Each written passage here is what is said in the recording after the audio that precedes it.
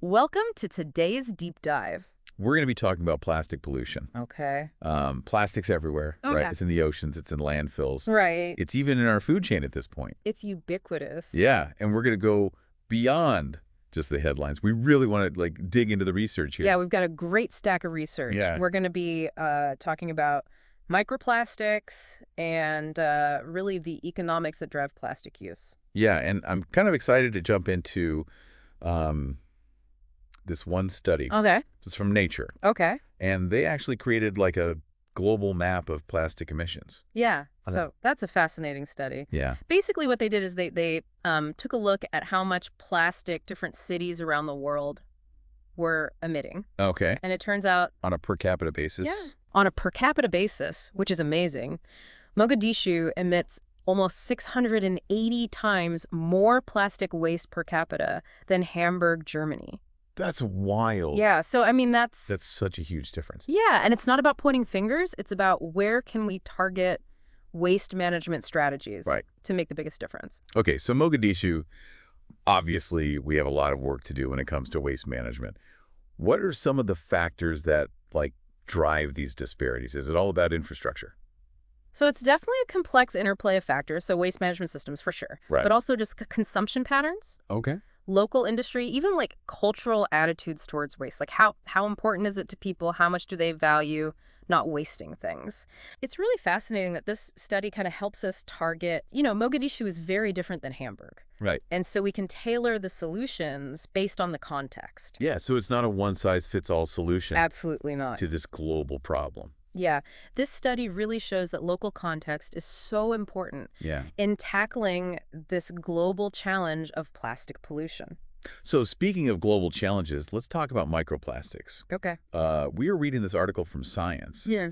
And they've been tracking microplastic research for 2 decades. A long time. And this is crazy. You think about plastic pollution, you think about a turtle Right. with a plastic bag around it. Exactly. But microplastics are literally everywhere, even on Mount Everest. It's true. And this article actually has a really striking visual. They show how microplastics can travel from our washing machines Wow. all the way to the highest peak. It's incredible. Just going to blow my mind. What are the sources of some of these microplastics? So obviously, we know Yeah. the microbeads and our clothes, Cosmetics, fiber. tire dust, paint, Yeah, they're huge. agricultural film. Yeah, and think about it. Those are all large things that are fragmenting. Okay. So your car tire wears down, paint chips off a building, plastic mulch breaks down. Interesting. It all fragments and becomes microplastics. Okay, so it's this It's all interconnected. macroplastic, microplastic. Exactly, they work together. It's the same cycle. So how do we even begin to come up with solutions when it's this whole cycle? Well, you have to get to the root of the problem, which is we're using too much plastic. And why are we using so much plastic? I mean, we hear it all the time.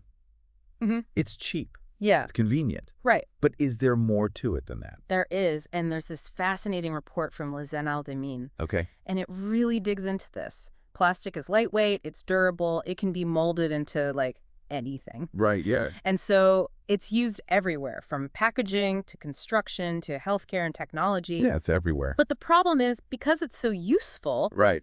our production and It's a consumption, double-edged sword. yeah, it's outpaced even greenhouse gas emissions. Wow.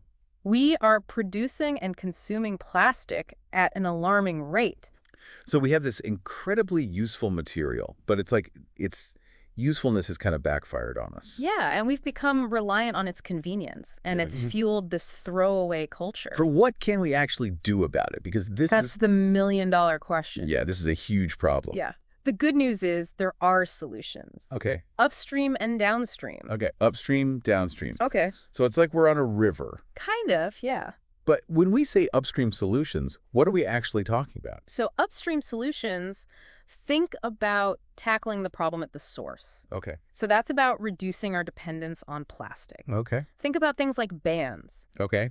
on single-use plastics, those shopping bags, disposable coffee cups, Right. promoting reusable alternatives, even designing products to use less plastic. Okay, so that's like stopping the plastic from even getting into the river. Exactly. But what about all the plastic that's already out there? Right. That's downstream. Oh, That's how do we deal with the plastic we already have? So like better waste management. Better waste management, better recycling. Okay. And there's some really interesting innovations happening there. One idea is extended producer responsibility. EPR. I've heard that before, but I don't really... It's kind of a mouthful. Yeah, I don't really get it. So basically, imagine that instead of taxpayers having to deal with all this plastic waste, Yeah. the companies that produce the plastic packaging Okay. are responsible for it, so they have to figure out how to deal with it after it's been used, throughout its entire life cycle. So that incentivizes them to design products that are easier to recycle or use less material in the first place. Oh, okay. So it's like building in an incentive to make the whole system more sustainable. Exactly. And it's gaining a lot of traction globally. Interesting. And what about recycling itself? Because we've been recycling for a while now, but it feels like, we're kind of hitting the limits of what we can do. Yeah, traditional mechanical recycling has its limitations. Chemical recycling is a really interesting new area. Chemical recycling, that sounds kind of It intense. sounds very sci-fi. Yeah. But basically, instead of just melting down plastic to make new plastic, this actually breaks down the polymers Okay. into their basic building blocks, and you can create new plastics from scratch. Oh, so it's like giving them a whole new life, not just like, melting them down into a lesser version of themselves. Exactly, and it can handle those harder to recycle plastics. Like there's this initiative in France Okay. where they're cleaning up their coastal landfills. Wow. Some of this plastic has been there since the 60s. Oh my God. It's a huge undertaking. That's a lot of plastic. And they're looking at chemical recycling as a key way to deal with that. Wow, that's amazing. Are there any other examples of chemical recycling that are like, kind of blowing your mind? There's a technology called Re1D-PET. Okay. It's designed to deal with those peat waste streams that are usually really hard to recycle. Oh, okay. So like the stuff that we normally can't recycle, this can actually handle it. And it can actually produce recycled PET that's even good enough for food contact. Wow. Okay, so that's huge because it solves the waste problem, but it also creates like a really high quality recycled material. Exactly. But I mean, are these solutions really going to make a difference on like a global scale? That's a good question. And honestly, there's no silver bullet solution. This is a huge problem. Right. What a lot of experts are saying is we need more of a coordinated global effort. So you're talking about like a global treaty on plastic pollution. Exactly. Okay. A lot of the articles we read talked about that. And there's been some talk about that, right? Yeah, the UN is considering a treaty. So instead of just like individual countries doing their own thing, this would be like a more unified approach. Right. Imagine having global standards for plastic production and use financial assistance to help developing countries improve their waste management, a way to track our progress globally. That would be amazing. It's still early, but the fact that it's being discussed is really hopeful. It is hopeful. But in the meantime, while those bigger solutions are being worked out, like what can we as individuals do? It feels like such a big problem. It's easy to feel overwhelmed, Yeah. but never underestimate the power of collective action. Okay. So reducing your own plastic footprint is huge.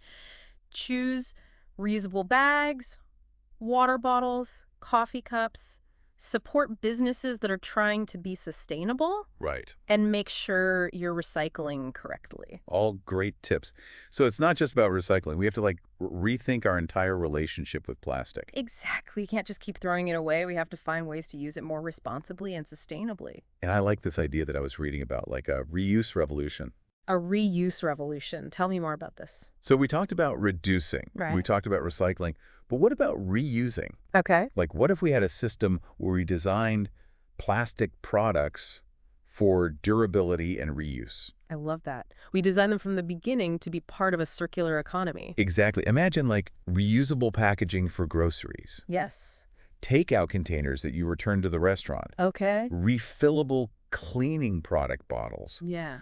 Like, it would be a huge shift. It would. But imagine the benefits. It would require us to rethink, like, our entire infrastructure. Right, of course. How we produce, distribute, use these products. We'd have to think about the hygiene, Yeah, people would be worried about that. the convenience for consumers, and of course, the cost, Yeah. Would it make things more expensive? potentially. Yeah. So those are all things to consider. Sure.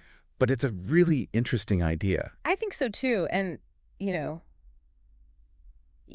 we've already seen what happens when we don't change our habits. Right. We're seeing the pollution, the harm to wildlife, Yeah. ecosystems, even like human health is at risk at this point. So maybe it is time to get a little radical Yeah. and really ask ourselves, what if we could like totally change our mindset Right. and stop thinking of plastic as disposable and really move towards this model where Yeah. it's valued, we reuse it, and it's not garbage. It's a big question. Right. And this deep dive shows us that there's not one answer, right? Right. There are multiple paths forward. And thankfully, Yeah. we are seeing solutions being developed, Yeah. being implemented From rethinking how we design things. to these really cool recycling technologies that we were talking about. Right. And a global treaty, it does feel hopeful that there's so much happening on so many different fronts. It does. And don't forget the power of the consumer. Oh, yeah. Like every choice we make, Right. every reusable water bottle we use, every time we go to a business that is trying to make a difference, Yeah. it sends a message. Yeah. It tells companies and policymakers that we want change. So it's not about waiting for the perfect solution. No. It's about realizing that we all have a part to play in changing how this whole system works. And all those individual actions, they add up Right. to create real change. You know, it's easy to get overwhelmed It is. with all this environmental stuff, but I feel like even though this has been a little bit of a bummer, it's also hopeful because we are seeing Right. that a future is possible where plastic doesn't equal pollution. Absolutely. And where it's actually managed responsibly Right. throughout its entire life. It's not this like throwaway thing. Yeah, it's a resource. It could be so valuable. Yes. And it could benefit, you know, not just the planet, but people too. 100%. Well said.